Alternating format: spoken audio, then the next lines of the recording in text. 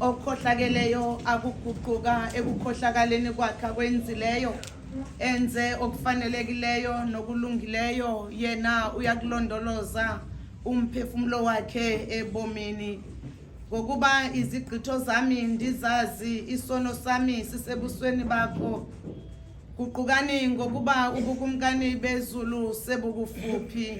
ndiyakusuka ndiye kubawo ndithi kuye bawo ndonile ngakulo izulu nasebusweni bakho andisafanele ukubizwa ngokuba ngunyana wakho xeshekweni sitshoyo ukuthi asinabo ubono siyazikhohlisa ithi yona inyaniso ingabikho kuthi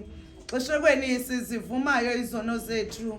unyanisekile yena ulungile kanjalo ukuze asixolele izono zethu asihlambulule kuko konke okungalungileyo bathandwa isibhalo esingcwele siyasiyala kwindawo ngendawo ukuba masivume sicele izono zethu ezininzi nokukhohlakala kwethu nokuba ngesananisi sizifihle ebusweni boThixo namandla onke boba wethu wasezulwini ngoko sibe nako ukuzicela ngenhliziyo elulamileyo nethobekileyo nelilayo nevayo ukuze sizuze xolela kwazo ngabobele bakhe netahu lakhe elingenambaliso ngako oko ndiyanithandaza ndiniyala nonke nina nikhoyo apha ukuba maningipheleke ngenhliziyo elulamileyo engcwengileyo nelizwe elulamileyo siye esihlalweni sofefelwa sezulwini sisithi kunye Dizzy